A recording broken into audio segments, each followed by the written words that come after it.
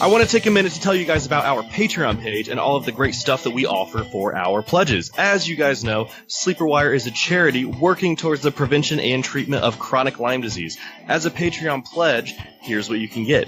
The Draft Genius Draft Kit PDF with rankings for all sorts of leagues, priority answers on the live mail sack shows, early access to the Sunday Blitz every Sunday morning during the season, the full Draft Genius Draft Kit, which includes rankings, articles, draft strategies, expert opinions, and more, a Sleeper Wire mug, a Sleeper Wire t-shirt, automatic entry to a listener league, and automatic entry to the Sleeper Wire Pro-Am. Your generosity will help make a difference.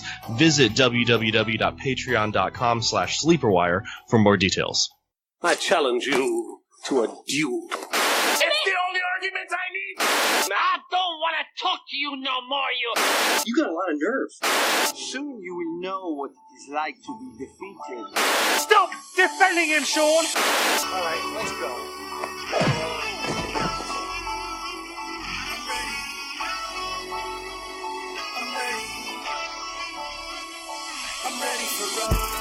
Hey Sleepers, welcome to the Sleeper Wire Great Debate Show, where we do a fast debate between two players. I am your host, Professor Chris, on Twitter at Seymour Sleeper Wire, and today I have a very special guest back on the Great Debate for the second time, Kyle from the Fantasy Football Fellas, on Twitter at KyleFFFellas. Kyle, what's going on? It was good to be back. I was really pumped when you invited me back for this second time around, so it's good to be here, Chris, man. Yeah, we had a good one last year that turned out to be a player that you actually won. We did Jeremy Maclin versus Pierre Garçon, and that was one of my bad calls.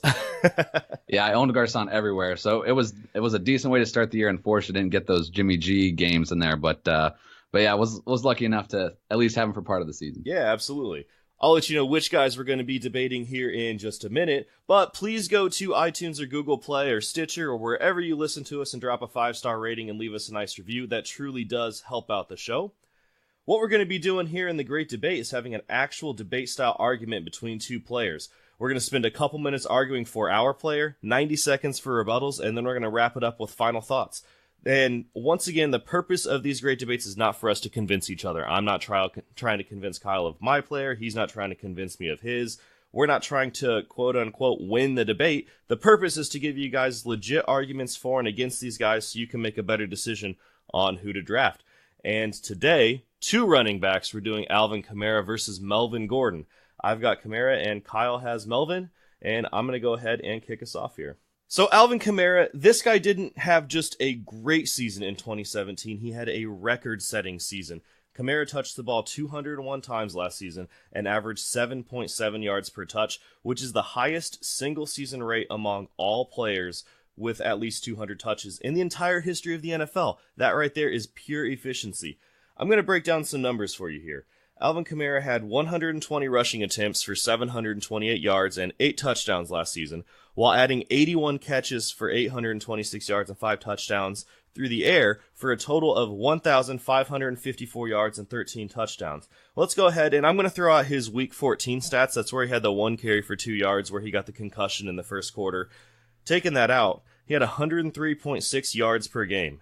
That's, 10.4 fantasy points per game from yards alone, not counting any of his 13 touchdowns or his 81 receptions, which is phenomenal in PPR leagues.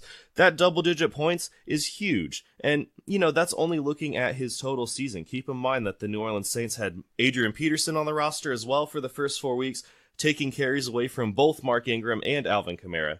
Now, they weren't very efficient carries. I mean, for Adrian Peterson, he wasn't that great, but they were carries nonetheless. We didn't see a whole lot of Kamara through the first 4 weeks. But after that, Kamara had 20 or more fantasy points in 8 of his 15 full games last season, and one of those even came when Adrian Peterson was still in the lineup. There are those guys who are going to say, well, just look at his total touches, 201, and argue that he only approximately got 13 touches per game. But let's look at his production for the second half of the season when he really exploded. He was good for weeks 6 through 8, which was after the bye and the Peterson trade, but from week 9 on, he was amazing. Like I said before, I'm going to omit the week 14 concussion game. In the other 7 games in the second half, he had 77 carries and 47 receptions, and that is a season-long pace of 176 carries and 107 receptions for a total of 283 touches. Those who say he just doesn't get the ball enough are wrong. He was getting the ball more and more as the season went on last year. But let's say that his efficiency goes down, as it's likely to do. He's not going to break the record for yards per touch every season. Last year, it was 320.4 fantasy points in PPR leagues. Let's say it goes down by 20%. That still puts him at 256.3 points, which would still have him as an RB. All right, Kyle, let's hear that rebuttal against Alvin Kamara. All right, Chris. Yeah, I like that you brought up the yards per touch with Kamara. Obviously, the guy was uber efficient in 2017. And while I think his touches will be spread out across the season, the concern I have is just the efficiency maintained over the course of 2018. He had 1.55 fantasy points per touch in PPR, which is just off the charts. Just for reference, over the last 17 years, there was only one running back that had at least 125 touches and over 1.5 fantasy points per touch. And that was Darren Sproles in 2011, just coincidentally with the same team. If you want to bump it up to 200 total touches, which Kamara was able to eclipse in 2017, no running back has ever gone over 1.4 besides Kamara, and the only other running back to be over 1.3 fantasy points per touch was Marshall Faulk. So what does this mean? It just means that the efficiency is just doomed to come down. I love Kamara, and I love what he was able to do on the field, and he's in a situation where there's plenty of opportunity. The only issue is how much is that efficiency numbers coming down? If he wants to be even around an average running back, I think you're going to see some pretty big regression numbers for Kamara over the course of the year, as history would tell us. You mentioned they didn't see a lot of carries. I don't think that's that big a deal. The Saints had 444 rushing attempts. That was the 13th most in the NFL. Where I think the real dip is going to come down is in rushing touchdowns. The Saints had 23. That was 5 more than any other team in 2017. So I think some of those touchdowns are going to have to shift towards the passing game. 2017 was the first time Drew Brees had. All right, let's go ahead and move over to Melvin. Kyle, kick it off. All right, let's talk Melvin Gordon here. He is currently going 10th among all players overall in ADP. So that's back end of the first round. Currently running back 8 off the board, which is just solid value based off of what we've seen from Melvin over the last 2 seasons. He's entering his 4th year in the league, and we all remember that rookie year in which he was a first-round pick and somehow wasn't able to reach pay dirt even one time for the Chargers. But over the past 2 seasons, the guy has burst on the scene and been about as consistent as you can get from the running back position. He's been top 8 at the position at the end of the season over the last 2 years, regardless of format. So standard, half-point PPR, it doesn't matter. This guy's been getting it done. Obviously, a huge part of Melvin's game is volume. Over the past 2 seasons, Gordon has seen 15 or more touches in 27 of 29 games. One of those games in Week 14 in 2016, he left early after 3 touches due to injury, and the only other game he failed to reach 15 total touches was Week 1 of 2016, in which he had 14 carries and 0 receptions. So this guy sees a ton of the workload. I don't think that changes in 2018 based off of what we've seen from the Chargers, not bringing anybody else in via free agency and only spending a late round draft pick on Northwestern running back Justin Jackson. Obviously, touchdown production is a huge piece of Melvin's game as well.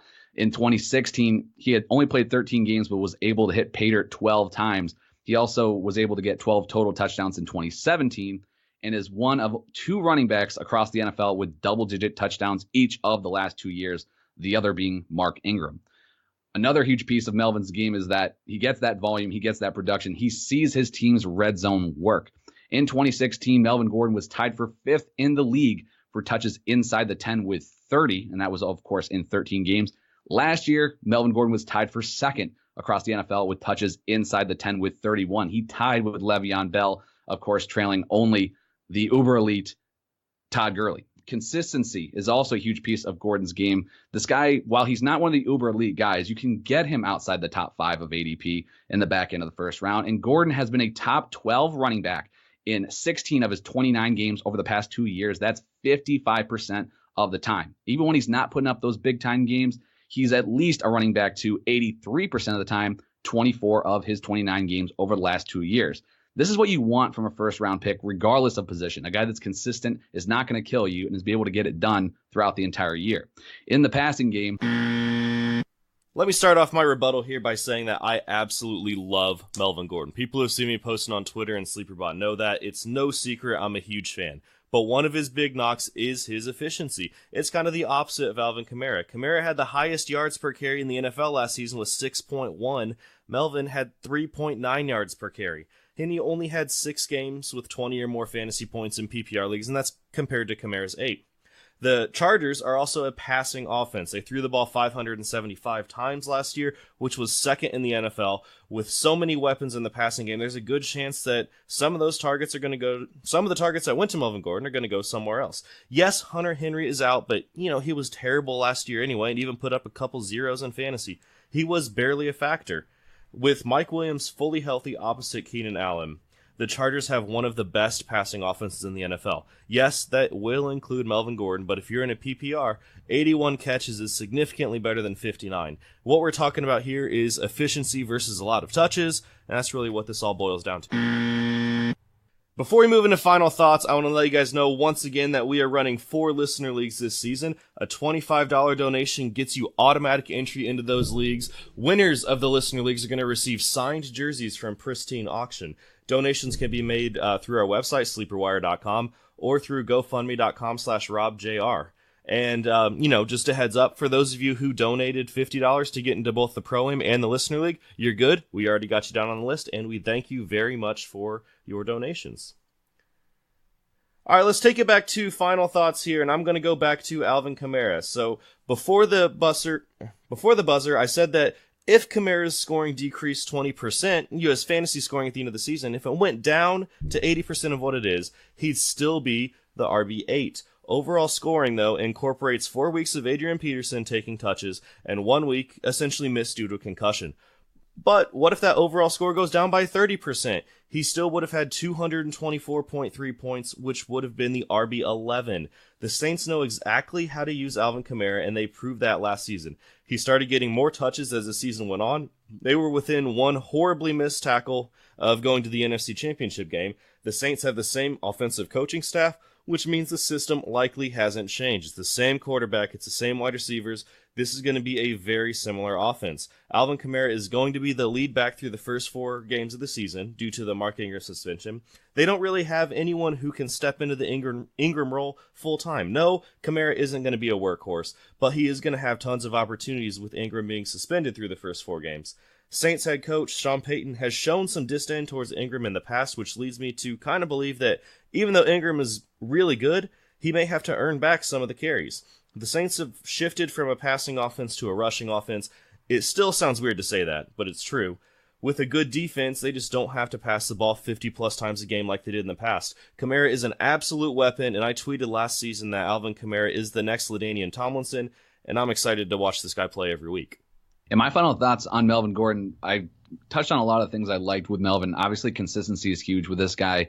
He's been able to put up end-of-the-year numbers, which is really solid. You mentioned in PPR the difference between Melvin's receptions and Kamara. Obviously, in PPR, I think these guys are a lot closer.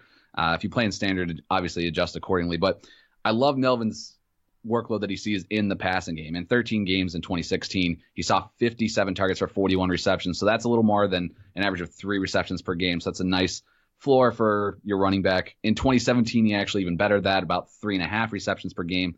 83 total targets, 58 receptions. Both of those target and reception numbers were 7th among running backs. So that includes guys like Duke Johnson that are just PPR studs. I think if you're taking Melvin Gordon, you're obviously not going to get one of those top 5 guys that you're taking overall in ADP. But Melvin's just been so solid. Again, top 8, like I said earlier, at the position. And he's going to see all of the red zone work for his team. I think Melvin is just about as consistent as you can get at the position. He's my running back 5 in my rankings. And I think you can't go wrong with him at the back end of your first round. And that is going to wrap it up for this episode of the Sleeper Wire Great Debate. Kyle, thank you so much for joining me. Yeah, thanks for having me, man. These running backs are so solid. They're both first round picks right now, so you got to nitpick a little bit, but there's so much data behind both these guys that really support that first round ADP. I'm looking forward to see how these two turn out. Yeah, absolutely, man. This was such a fun show. These guys are back to back in my rankings, and I was kind of hoping that this show was going to, sway me in one direction. So when I listen back to it, we'll see what happens here. Yeah, absolutely. Why don't you go ahead and give our listeners, information on where they can find you, follow you, and support you guys? Yeah, absolutely. So I'm a co-host of the Fantasy Football Fellas, like I mentioned earlier. You can find our podcast on Twitter at the FF Fellas. We're pretty much everywhere podcasts are found: iTunes, Stitcher, Google Play, all that, Spotify. So tune into the show. This offseason, we did 2 episodes a week since the Super Bowl, so we're at around 50 plus episodes. even heading into draft season. So we're going to be 3 episodes a week during the month of August. We try to be fast paced. That's why I like the format of this as well. So check us out on Twitter. You can follow me on Twitter at KyleFFFellas. I also write for Dynasty Football Factory in their redraft department. So I'm going to be doing at least 1 article a week. So just follow me on Twitter and hit me up with your thoughts. But Chris, again, I appreciate you having me on. And you guys can go check out sleeperwire.com. You can find our weekly rankings on there. It is a new website. I mean, it's the same URL, but we completely revamped it. It's super slick, and we're still going to be adding stuff to it. Go to our Patreon page, patreon.com/sleeperwire, and find out how you can support the show and get a bunch of great stuff in return. You can follow me on Twitter at CMOR Sleeperwire, the main Twitter at Sleeperwire Show. I'm also on SleeperBot at Professor Chris, the Fantasy Life app at Professor Chris, and Instagram at Professor Chris SW. Thanks for listening, guys. Catch you next time.